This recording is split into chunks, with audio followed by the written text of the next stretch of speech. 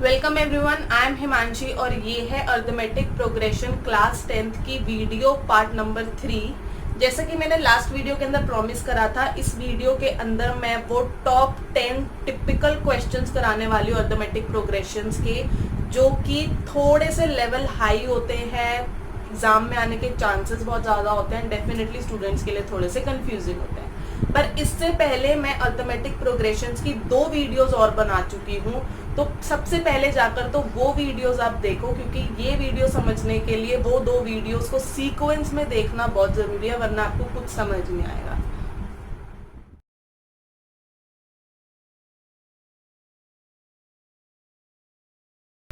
So let's check out our first example. It says find the sum of n terms of the series root 2 plus root 8 plus root 18 plus root 32 and so on. तो यहाँ पे अगर देखो, सबसे पहली चीज मुझे मेरी AP क्या गिवन है, root 2 root 8 plus root 18 plus root 32 and so on. अब सम निकालने का फॉर्मूला बहुत सिंपल होता है, but definitely I need the first term, number of terms and the common difference. तो यहाँ पर हमें फर्स्ट टर्म पता है, हमें नंबर ऑफ टर्म्स n पता है, बट मुझे यहाँ पे कॉमन डिफरेंस निकालना, अगर मैं जनरली देखूं तो रूट 8 में से रूट 2 माइनस नहीं हो सकता है। तो इसका ट्रिक सिर्फ ये है कि मुझे अपनी रूट वैल्यूज को उनकी बेसिक फॉर्म्स के अंदर लेकर आना है, तो I be able to find the common difference. तो इस AP को मैं थोड़ा ढंग से लिख देती हूँ, रूट 2 इज रूट 2 ओनली, और ये नहीं ब्रेक हो सकता। रूट 8 की बात करूँ तो it is actually 2 root 2। Similarly root 18 is 3 root 2 plus root 32 is 4 root 2। जिसको ये चीज समझ नहीं आए कि कैसे निकालते हैं एग्जैक्टली, वो प्राइम फैक्टराइजेशन करके स्क्वायर रूट्स निकाल सकते हैं। ठीक है, तो नाउ मेरी AP थोड़ी सी ऐसी बन चुकी है जो सॉल्व हो सकती है, जिसका सम हम निकाल सकते हैं। तो अब नॉर्मली हम क्वेश्चन सॉल्व करते हैं। तो my first term is root 2, n I am given as n and common difference is 2 root 2 minus of root 2 that is root 2। तो अब मैं लगा देती हूँ Sn का फॉर्मूला। Sn का फॉर्मूला हमने पढ़ा था n/2 into 2a plus n minus 1 into t।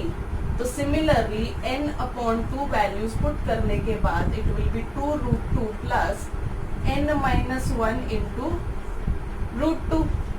अब अगर मैं यहाँ से रूट 2 कॉमन निकाल दूँ, root 2 n/2 would be 2 plus n minus 1, that is 1 plus n आ जाएगा इस ब्रैकेट में, and the answer is here. अब कुछ बच्चे यहाँ से रूट 2 और रूट 2 भी कैंसिल करके डिनोमिनेटर के अंदर रूट 2 ले आते हैं, but I hope you know कि हमें हमेशा हमारा जो आंसर होता है उसको रैशनल फॉर्म में रखना होता है, और डिवाइड में कभी भी, डिनोमिनेटर में कभी भी रूट के अंदर हम क्वेश्चन नहीं छोड़ते हैं। तो हमारा नेक्स्ट क्वेश्चन भी काफी इजी है, हमें एक AP गिवन है और मुझसे उसका सम मांगा है। तो प्रॉब्लम बस इतनी है कि जो हमारी टर्म्स है वो रैशनल फॉर्म के अंदर है, उसके अंदर 2 वेरिएबल्स ऑलरेडी इंक्लूडेड है, तो उससे बिल्कुल घबराने की जरूरत नहीं है। मुझे अगर सम निकालने का फॉर्मूला पता है तो मैं अपने बेसिक प्रोसेस को ही फॉलो करने वाली हूँ, सारे स्टेप्स वही करते हैं। तो देखते हैं हमारा फर्स्ट टर्म क्या गिवन है, that is a minus b upon a plus b. अगर आप d कॉमन निकालोगे, this minus this would be 2a minus b upon a plus b, and n I am given as 11। तो S11 क्या हो जाएगा, 11/2 into 2 into a minus b upon a plus b plus n minus 1 that is 10 into d that is 2a minus b a plus b and so on. तो यहाँ से मैं 2 काट रही हूँ, राइट। तो यहाँ से मेरा बन रहा है 11 into a minus b upon a plus b plus 5 2 10a minus 5b upon a plus b। तो I am simply solving it, that would be 11 into 11a minus of 6b upon a plus b। तो ये आ गया मेरा S11। Next example कहता है, if the numbers a b c d and e form an AP, then find the value of a minus 4b plus 6c minus 4d plus e. तो कुछ भी करने से पहले मैं अपना AP लिख लेती हूँ, जो कि मुझे गिवन है a b c d and e. तो ये मेरे पास 5 टर्म्स की AP गिवन है। और वहीं मैं बात करूँ, क्योंकि इसके अंदर a और d ऑलरेडी यूज हो रखा है, तो मैं इसका फर्स्ट टर्म कैपिटल A ले लेती हूँ एंड कॉमन डिफरेंस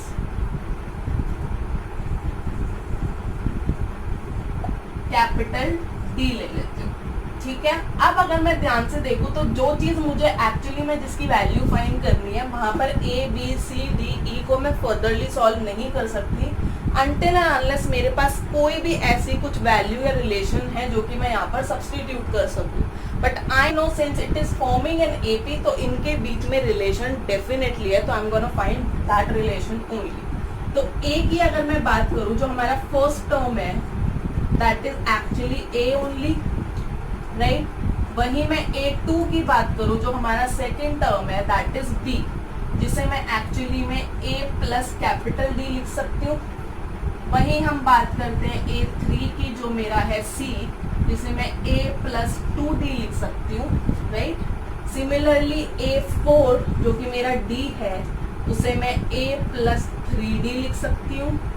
सिमिलरली हमारा last term that is E जो है, उसे मैं A प्लस 4D लिख सकती हूँ। तो अब इस क्वेश्चन के अंदर I am just putting the value, substituting the value, और मेरा आंसर आ जाएगा। तो देखते हैं, A was A only, capital A minus of 4B, तो B is A plus D, right. 6C, 6 into A plus 2D minus of 4 into A plus 3D plus A plus 4D। अब हम अपने brackets open कर लेते हैं, A minus 4D minus of 4A plus 6A plus 12D minus 4A minus 12D plus A plus 4D।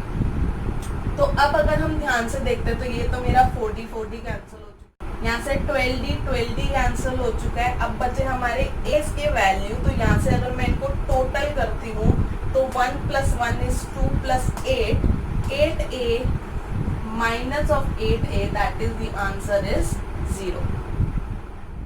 तो next question देखते हैं, which term of the AP 3, 10, 17 will be 84 more than its 13th term?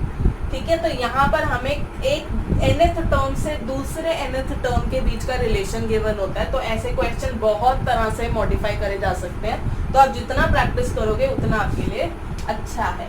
तो देखते हैं, मुझे मेरी AP given है that is 3, 10, 17 and so on. यहाँ से मुझे अपना फर्स्ट टर्म मिल रहा है 3 एंड D मुझे मिल रहा है 10 माइनस 3 दैट इज 7।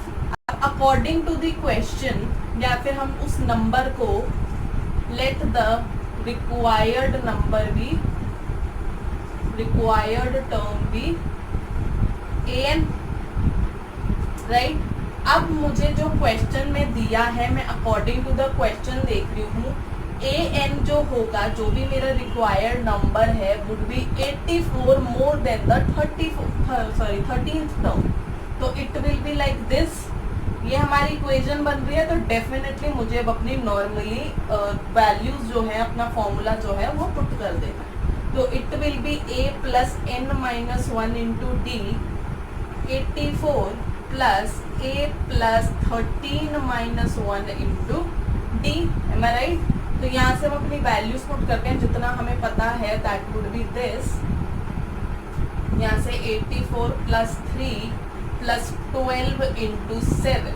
तो यहाँ से मेरे पास n की एक वन वेरिएबल इक्वेशन बन गई है। जैसे आप इक्वेशन को सॉल्व करते हो तो n would come as 25, that means 25th term is 84 more than the 13th term. अगर आप वेरीफाई करना चाहते हो तो अपनी 25th टर्म भी निकालो और 13th टर्म भी निकालो एंड अकॉर्डिंगली उसको इक्वेशन में पुट करके चेक कर लो। So the next question says in an AP if S5 plus S7 is equal to 167 and S10 is equal to 235 then find the AP. Right? तो according to the question मुझे given है S5 plus S7 is equal to 167. Now question ये वाला काफी easy है. In fact AP के अंदर questions लेंदी जरूर हो सकते हैं पर जो उनका मेथड होता है वो काफी इजी होता है. तो यहाँ पर देखते हैं मुझे क्वेश्चन में गिवन था S5 प्लस S7 की value is 167. So I know the formula for S5 and S7 right. तो हम इसकी वैल्यू जो इसका फॉर्मूला जो है वो हम पुट कर लेते हैं. That will be 5/2 into 2a plus 4d similarly plus 7/2 into 2a plus 6d right.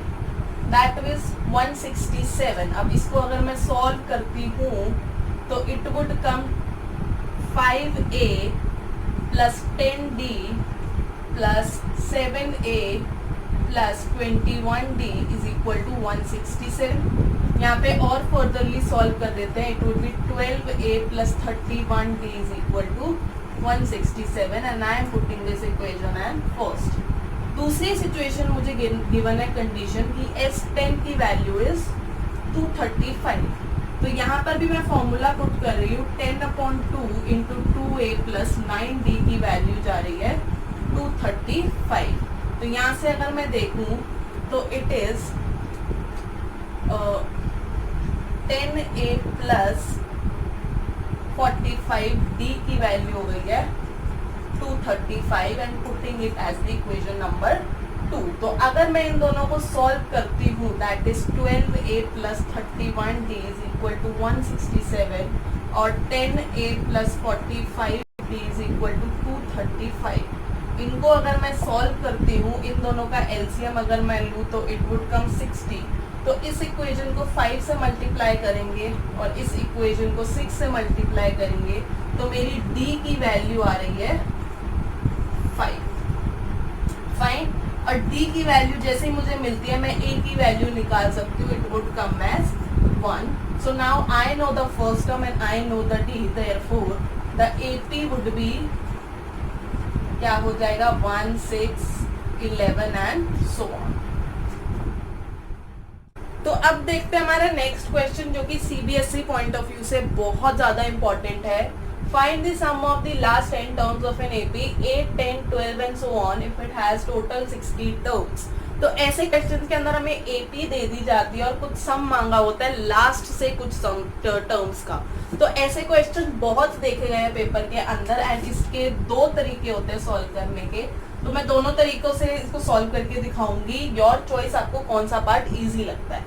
ठीक है. तो सबसे पहले देखते हैं फर्स्ट मेथड जिसके अंदर मुझे AP गिवन है 8, 10, 12 एंड सो ऑन राइट. यहाँ से मुझे A की वैल्यू 8 मिल गई है और D की वैल्यू मुझे 10 माइनस 8 दैट इज 2 मिल रही है. अब अगर मैं बात करूँ सपोज ये मेरे पास 60 टर्म्स का एक ग्रुप है. ठीक है. यहाँ 1 है, यहाँ 2 है, सिमिलरली यहाँ पे कहीं ना कहीं 60 है. अब मुझसे पूछा है लास्ट के 10 टर्म्स. नाउ सपोज यहाँ पर मेरे लास्ट का जो 10th टर्म है that is obviously 60 minus 10 that is 50. तो यहाँ पे मेरा 50th टर्म जो है वो लाई करता है. अब क्योंकि मुझे इस पार्ट का सम निकालना है 50 से लेके 60 तक जो मेरे लास्ट के टर्म्स है बट मुझे लास्ट से निकालना नहीं आता, मुझे फ्रंट से ही निकालना आता है. तो what I can do is मेरे पास टोटल 60 टर्म्स का तो मैं सम निकाल सकती हूँ क्योंकि मेरे पास सारी इंफॉर्मेशन गिवन है और सिमिलरली मैं 50 टर्म्स भी निकाल सकती हूँ. तो अगर 60 टर्म्स का सम मैं 50 टर्म्स के सम को दोनों को सब्ट्रैक्ट कर दूंगी तो मुझे लास्ट के 10 टर्म्स का सम मिल जाएगा. तो वही फंडा मैं करने वाली हूँ. तो यहाँ पे देखते हैं हमारा S60 कितना आता है. सबसे पहले तो 30 n/2 हो जाएगा 16 प्लस 59 इंटू D हमारा था 2. तो जैसे आप इसको सॉल्व करोगे तो हमारा S60 आ रहा है 4020 राइट. अब मेरे पास टोटल आ चुका है तो अब मुझे निकालना है अपना S50. तो similarly n/2 2a plus n-1 into D निकाल के हम लोग सॉल्व करेंगे तो इसका आंसर आ रहा है मेरे पास 2850. राइट। अब मुझे निकालना है लास्ट के टर्म्स का sum, that is sum of last 10 terms. कैसे आएगा? S60 में से अगर मैं S50 माइनस कर दूं, that is 4020 minus 2850 and the answer would be 1170, right. ये पार्ट भी कुछ खास मुश्किल नहीं है, बट हाँ जो दूसरा मेथड में करने वाली हूँ उससे थोड़ा सा लेंदी जरूर है। तो अपने सेकेंड उस पे आते हैं। अब द थिंग इज कि मुझे एक एपी गिवन है, that is 8, 10, 12 and so on. अब मुझे लास्ट से एक पार्ट मांगा है, तो क्यों ना मैं अपनी एपी को लास्ट से ही स्टार्ट कर दूं। तो जो मेरी एपी थी 8, 10, 12, उसका मैं लास्ट टर्म निकालूं और उसको लास्ट उल्टी एपी कर दूं, बेसिकली रिवर्स कर दूं। तो वो कैसे होगा? उसके लिए मुझे सबसे पहले लास्ट टर्म निकालने की जरूरत है, राइट। तो यहाँ से अगर मैं देखूं A60 मेरा क्या आएगा, A plus n minus 1 into D होता है। तो यहाँ से मेरा A60 आ रहा है 126। तो मतलब मेरी AP मैं क्या ले रही हूँ, 126 से स्टार्ट करेंगे और हम 8 पे वापस आएंगे। तो 2 का गैप ऊपर था तो 2 का गैप नीचे भी आएगा, बट क्योंकि 126 वॉज द लास्ट टर्म, तो अब हमारी जो AP थी वो डिक्रीजिंग ऑर्डर के अंदर चली जाएगी। तो AP would B 126, 124, 122 and so on. तो अब मैं इसको अपनी AP लेकर नॉर्मली जो मेरे अपेरेंटली लास्ट के 10 टर्म्स है उनका सम मैं निकाल लूंगी, ठीक है। तो देखते हैं, यहाँ से मुझे A मिल रहा है हमारा 126, राइट। N मुझे दिया हुआ है 10 टर्म्स का मुझे निकालना है, और D मेरे पास गिवन है 124 minus 126, that is of -2, right. तो अब देखते हैं S10, it would B 10/2 into 2A plus n minus 1 is 9 into D, that is -2। तो द आंसर आप जैसे ही सॉल्व करोगे तो answer is same, that is 1170। तो ये क्वेश्चन करने के दो तरीके हैं, आपको जैसा समझ आए, जैसा इजी लगे वो वाला मेथड आप अडॉप्ट कर सकते हो। दोनों ही मेथड्स बिल्कुल करेक्ट है। तो नेक्स्ट क्वेश्चन कह रहा है, if Sn denotes the sum of n terms of an AP whose common difference is D, show that Sn minus twice of Sn minus 1 plus Sn minus 2 is equal to D। तो मुझे to proof क्या करना है कि जो मेरा D है that is equal to Sn minus twice of Sn minus 1 plus Sn minus 2। अब ये जो क्वेश्चन है ये थोड़ा सा ट्रिकी लेवल के अंदर आता है, क्योंकि ऐसे क्वेश्चंस के अंदर सिर्फ एक ट्रिक होती है या एक ऐसा स्टेप होता है जिसके बिना ये क्वेश्चन सॉल्व नहीं हो सकता। अब जिस बच्चे ने क्वेश्चन नहीं देखा होता है वो यूजुअली क्या करता है, वो देखता है कि मुझे जो सॉल्व करना है, जो हमारा LHS है उसके अंदर मैं सम ऑफ n टर्म्स का फॉर्मूला सब्सटीट्यूट कर देता हूँ। तो गुड अप्रोच, बट क्वेश्चन बहुत लेंदी चला जाता है एंड एंड के अंदर आंसर भी नहीं आता है, क्योंकि वो क्वेश्चन वहीं का वहीं अटक जाता है कहीं एक स्टेप पर जाके। तो इसका एक बहुत बेसिक सा कंसेप्ट है जो कि मैं वैसे तो लास्ट वीडियो के अंदर भी डिस्कस कर चुकी हूँ। तो यहाँ पे अगर आपको याद होगा, अगर हमें D की जनरलाइज्ड वैल्यू निकालनी होती है तो हम उसको an माइनस 1 करते थे, राइट। तो A4 minus A3 would be D, A2 minus A1 would be D। तो उसको मैंने जनरलाइज कर दिया an माइनस 1 का, ठीक है। दूसरी चीज अगर आपको याद हो तो एक क्वेश्चन के अंदर हमने सॉल्व किया था कि जो हमारा nth टर्म होता है वो Sn माइनस 1 होता है, राइट। तो यहाँ पर अगर हम देखें कि हमें क्या क्या गिवन है, दैट इज an में अगर मेरे पास ये है तो जनरलाइज फॉर्म के अंदर ऐसे ही an माइनस 1 क्या हो जाएगा, n minus 1 minus of Sn minus of 2, जो भी टर्म थी उसका सम माइनस उससे प्रीवियस का सम हो जाता था। तो अगर आपको ये चीजें याद है तो मैं सिंपली इसके अंदर इसको सब्सटीट्यूट करने वाली हूँ। तो D जो हो रहा है मेरा, an की value I am get putting जो भी हमारी इक्वेशन थी, माइनस an माइनस 1 की वैल्यू थी हमारी Sn minus 1 minus of Sn minus 2, right. अब आप इसको जैसे ही सॉल्व करोगे तो देख रहे होगे कि हमारा जो है आंसर आ चुका है। तो ये क्वेश्चन एक्चुअली में बहुत इजी था, 2 to 3 स्टेप्स का क्वेश्चन था। बच्चे इसको बहुत लेंदी बना देते और एट द एंड मार्क्स मिलते हैं 0। तो अपना टाइम सेव करने का तरीका सीखो पेपर के अंदर। तो अब देखते हैं हमारा next question. If T1, T2, T3 till Tn are consecutive terms of an AP, then show that 1 upon T1 T2 plus 1 upon T2 T3 plus so on till 1 upon Tn minus Tn is equal to n minus 1 upon T1 into Tn। तो ऐसे question again वही थोड़ा सा question है जिसके अंदर एक particularly trick use होती है।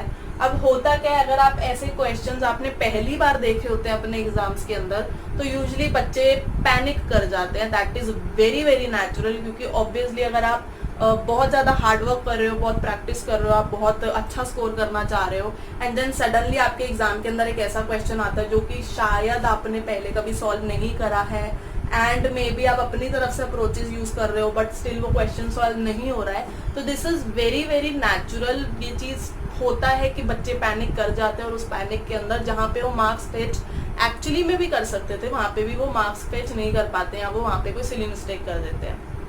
तो एज अ टीचर मेरा सजेशन आपको यही होता है कि आप ज़्यादा से ज़्यादा क्वेश्चन से फेमिलियर लो, आप फेमिलियर रहो। आपका काम यही होना चाहिए कि आप ज़्यादा से ज़्यादा प्रैक्टिस करो ताकि आपको अलग अलग तरह के क्वेश्चंस की पहचान हो जाए। आई नो सब कुछ रटा नहीं जा सकता, बट पेपर के टाइम में हमारे अंदर एक अलग से like I have experience this also कि हमारा माइंड एक अलग ही लेवल पे चल रहा होता है। तो हम लोग कुछ ना कुछ करके भी अगर हमने वो चीज़ पहले से कर रखी थी तो हमारे दिमाग को थोड़ा सा प्रेशराइज करके वो चीज़ हमें याद आ जाती है। तो वही चीज़ होती है कि आप अपनी तरफ से जितनी ज़्यादा प्रैक्टिस कर सकते हो उतनी प्रैक्टिस करो ताकि एग्जाम्स के अंदर कोई भी इशू आपको ना आए। तो अब देखते हैं, मुझे शो करना है दिस थिंग। तो इसका ट्रिक यही है कि मैं इसको कुछ ना कुछ करके चेंज करूं, क्योंकि इतनी वैल्यूज का एलसीएम लेना और उसको आगे सॉल्व करना is not an easy task. तो मैं क्या कर रही हूँ, मैं इसको मल्टीप्लाई और डिवाइड कर रही हूँ, डिवाइडिंग LHS बाय D। तो it is actually 1 upon D into D T1 T2 plus D T2 T3 plus so on till D Tn minus 1 and Tn। तो मैं इसको इस फॉर्म में ले आई हूँ क्योंकि मुझे पता है T1 T2 अगर टर्म्स ऑफ एन AP है तो मैं उसको D के टर्म्स में चेंज कर सकती हूँ। तो क्योंकि नीचे T1 T2 था तो मैं सिमिलरली ऊपर D को भी उसी तरीके से ले आती हूँ। Am I right? क्योंकि D हमारा होता क्या है, D होता है an माइनस ऑफ 1। अब अगर आपको यही चीज नहीं पता, ये आपको पता है बट आपको ये नहीं पता कि हम ये क्वेश्चन में यूज कर सकते हैं, आप इस चीज से बहुत ज्यादा ओके नहीं हो या यूज टू नहीं हो, तो ऐसे क्वेश्चन में आपका दिमाग इस तरीके से चलेगा भी नहीं। ठीक है, तो जितना प्रैक्टिस करो उतना अच्छा है। सिमिलरली यहाँ पे पुट करके देखते हैं, that will be T3 minus T2 upon T2 to T। ठीक है, सो ऑन। यहाँ पर हो जाएगा हमारा Tn minus 1 upon Tn minus 1 into Tn। अब जैसे ही मैं इनको इंडिविजुअली इनके डिनोमिनेटर्स दूंगी, राइट, तो ये समझो यहाँ से T2 कैंसल आउट हो जाएगा, we will be left with T1। Similarly minus T1 cancel out हो जाएगा और यहाँ पर मेरे पास नीचे बच जाएगा T2। सिमिलरली अगेन यहाँ पर मैंने इसको इंडिविजुअली इनके डिनोमिनेटर दिए तो T3 जो होगा कैंसिल हो जाएगा एंड प्लस में आ जाएगा T2। सिमिलरली यहाँ पर आ जाएगा T3 एंड सो ऑन। ठीक है, यहाँ पर भी मैं बात करूँ Tn कैंसिल हो जाएगा and 1 upon Tn minus 1 would be left minus of 1 upon Tn। अब अगर हम देखें तो T2 के ये वैल्यूज कैंसिल हो रहे हैं। सिमिलरली नेक्स्ट से 1 अपॉन T3 भी कैंसिल हो जाएगा, यहाँ से Tn माइनस 1 भी कैंसिल हो जाएगा। तो मेरे पास सिर्फ बचेगा 1 upon T1 minus of 1 upon Tn। ठीक है, LHS में मेरे पास ये बचा है। अब मैं देखती हूँ हमारे RHS के अंदर क्या है। RHS के डिनोमिनेटर में इनका प्रोडक्ट है, तो दैट मीन्स इसको मैं अगर LCM ले लूँ तो कम से कम मेरा डिनोमिनेटर तो फेमिलियर हो चुका है। तो Tn minus T1 into T1 into Tn। Right. अब अगर मैं देखूं तो ये एक्चुअली में क्या होता है, Tn माइनस T1 की आप जैसे ही वैल्यू पुट करोगे, ठीक है, यहाँ से अगर मैं इसकी वैल्यू पुट करती हूँ तो Tn is nothing but An, तो वो हो जाएगा हमारा A plus n minus 1 into D minus of A, क्योंकि T1 हमारा A ही था, right, upon T1 dot Tn। तो यहाँ से A कैंसिल हो चुका है, ये प्रोडक्ट के अंदर है तो D भी हमारा कैंसिल हो चुका है, तो हमारे पास हमारा LHS आ चुका है, ठीक है, हेंस प्रूव्ड। तो जो हमारा नेक्स्ट क्वेश्चन है वो थोड़ा सा ज्यादा ट्रिकी है for a 10th class student, क्योंकि ये जो टॉपिक एक्चुअली में कंसेप्ट यूज हो रहा है वो मेरे अकॉर्डिंग थोड़ा सा फिजिक्स का टॉपिक है, ठीक है, बट 2 से 3 साल पहले आई थिंक सो 2016 और 2017 के अंदर ये क्वेश्चन दिल्ली बोर्ड के अंदर आ चुका है क्लास 10th एपी के चैप्टर के अकॉर्डिंगली, एंड ऑब्वियसली जिस बच्चे ने क्वेश्चन कभी देखा भी नहीं था वो डेफिनेटली इसको सॉल्व नहीं कर पाया है। तो देखते हैं, question says a thief runs with a uniform speed of 100 metre per minute. After 1 minute a policeman runs after the thief to catch him. He goes with the speed of 100 meter per minute in the first minute and increases his speed by 10 meter per minute after succeeding minute, every succeeding minute. After how many minutes the policeman will catch the thief? So they are saying, यहाँ पर suppose एक spot था जहाँ से एक thief जो था वो रन करना स्टार्ट हुआ at the speed 100 metre per minute पर। अब आफ्टर 1 minute एक पुलिसमैन भी यहाँ से भागना स्टार्ट हुआ at the same speed that is 100 metre per minute, ठीक है। अब सपोज उस 1 minute के बाद वो थीफ जो था वो यहाँ पर था, फाइन। अब जो हमारा थीफ है वो जो है वो अपने कांस्टेंट स्पीड के ऊपर भाग रहा है, बट जो पुलिसमैन है वो हर मिनट अपनी स्पीड जो है वो 10 मीटर पर मिनट के अकॉर्डिंगली इंक्रीज कर रहा है। तो क्वेश्चन सेज ऐसा कहाँ होगा, किस टाइम पर होगा कि पुलिसमैन जो है वो थीफ को कैच कर लेगा। तो लेट मी सपोज ये दोनों यहाँ भाग रहे थे और ये वो स्पॉट है जहाँ पर भी सपोज n मिनट्स के बाद जहाँ पर भी पुलिसमैन और थीफ जो है वो दोनों आसपास आ गए और पुलिसमैन ने उसको कैच कर लिया, ठीक है। तो अब उसकी मुझे एपी बनानी है और मुझे यहाँ पर उसका डिस्टेंस जो होगा वो ऑब्वियसली दोनों का इक्वल होगा, जहाँ पर भी स्पॉट पे उन लोगों को मतलब वो दोनों मीट कर गए। तो अब हम देखते हैं हमारा क्वेश्चन अटेम्प्ट कैसे करना है, ठीक है। रही हूँ, let them both meet after n minutes, कि इन दोनों जब मीट हुए तो हमारा टोटल मिनट्स जो था वो n कवर अप हो चुका था। तो अगर मैं बात करूं स्पीड ऑफ हमारा पुलिसमैन जो था वो था 100 मीटर पर मिनट। तो इसका मतलब क्या होता है एग्जैक्टली कि उस पुलिसमैन ने 1 मिनट के अंदर 100 मीटर्स का डिस्टेंस जो था वो कवर किया। तो that means distance covered in 1 minute would be 100. First minute I would say first minute would be 100 meters. वहीं मैं बात करूँ distance covered in second minute it would be 110 meters. How? क्योंकि हमारा जो पुलिसमैन था वो अपनी स्पीड जो था वो इंक्रीज कर रहा है हर मिनट में 10। तो दैट मीन्स जो हमारी 110 मीटर पर मिनट हो चुकी थी, तो डिस्टेंस कवर्ड हमारा कितना हो चुका सेकेंड मिनट में, दैट इज 110 मीटर्स।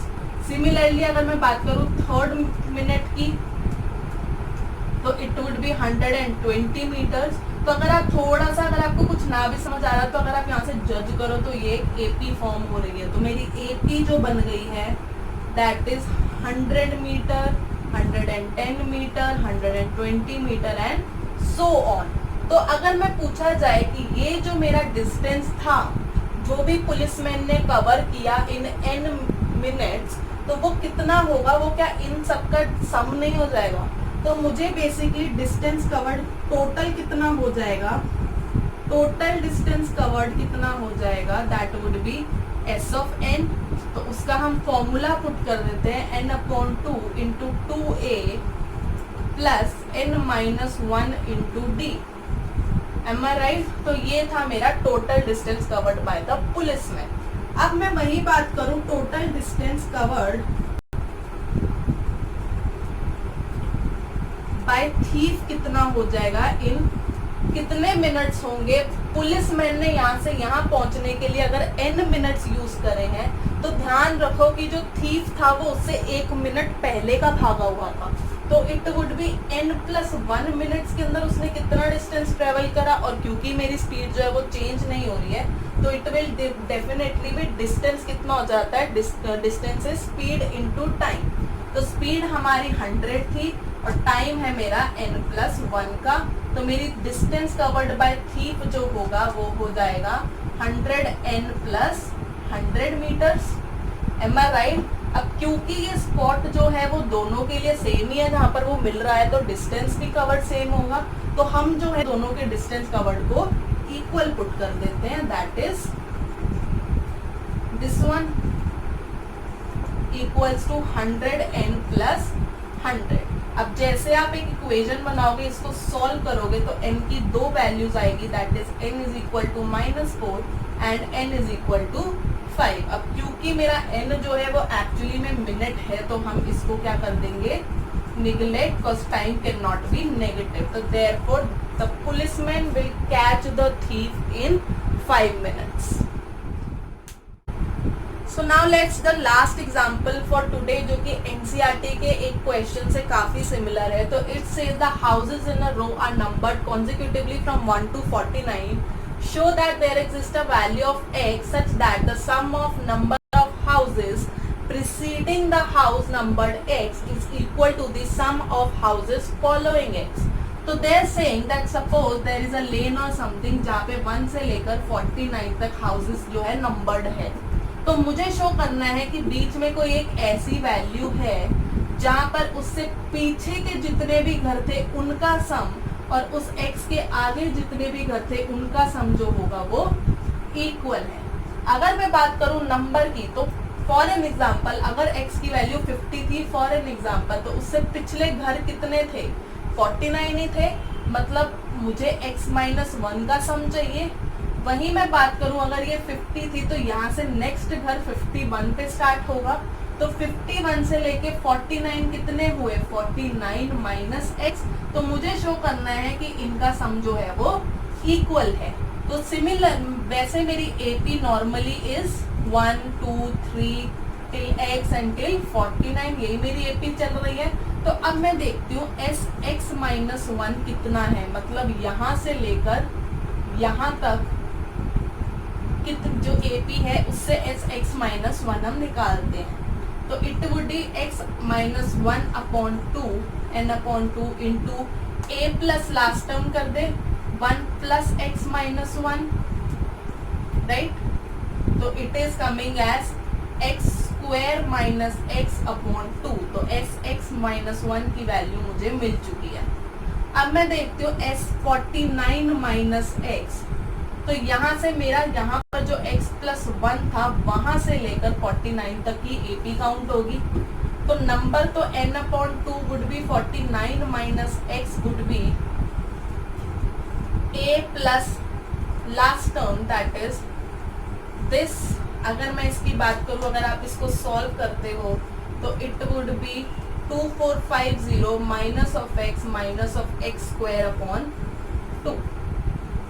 तो S49 माइनस x की वैल्यू भी मेरे पास आ गई है। अब मुझे शो करना है कि ये दोनों इक्वल है या नहीं है। अब वो मैं कैसे शो करूंगी, I am going to equate both of these equations. और अगर x की वैल्यू अगर एक होल नंबर आती है तो वो वैल्यू जो है वो करेक्ट है ऑब्वियसली, क्योंकि 1 to 49 है। That means x is a kind of number जहाँ पर ये एग्जिस्ट करता है कि इससे पीछे के और आगे के जो नंबर्स थे उनका सम इक्वल होगा। तो अगर मैं इन दोनों को इक्वेट कर दूं, इक्वेटिंग इक्वेशन 1 and 2 यहाँ कर देते हैं, that is x² minus x/2 is equal to 2450 minus of x-(x²/2). यहाँ से 2 कटेगा, यहाँ से माइनस x कटेगा एंड x की वैल्यू यहाँ से आ रही है 35 जो कि मुझे चाहिए। That means x is equal to 35 since it is a whole number. That means it verifies that yes, there exists a term जहाँ पर उसके preceding numbers का sum और उसके फॉलोइंग नंबर्स का सम जो है वो इक्वल होगा। It for the today's video. I hope अभी तक आपके सारे questions and concept regarding arithmetic progression सब क्लियर हो चुके होंगे। अगर अब भी आपको कोई डाउट है, अभी तक मैंने जितने क्वेश्चंस कराए हैं तीनों वीडियोस के अंदर, even apart from those questions, अगर आपको कोई भी डाउट है इस टॉपिक रिलेटेड तो आप मुझसे फ्रीली कमेंट सेक्शन के अंदर पूछ सकते हैं। अगर आपको वीडियो पसंद आई है तो प्लीज़ वीडियो को लाइक करो और जितना हो सके उतना ज़्यादा शेयर करो। एंड जैसा कि मैं हमेशा कहती हूँ, अगर आपको आगे भी ऐसी वीडियोस देखनी है तो मेक श्योर आप मेरे चैनल को सब्सक्राइब करो और बेल आइकन को हिट करो। Till then bye.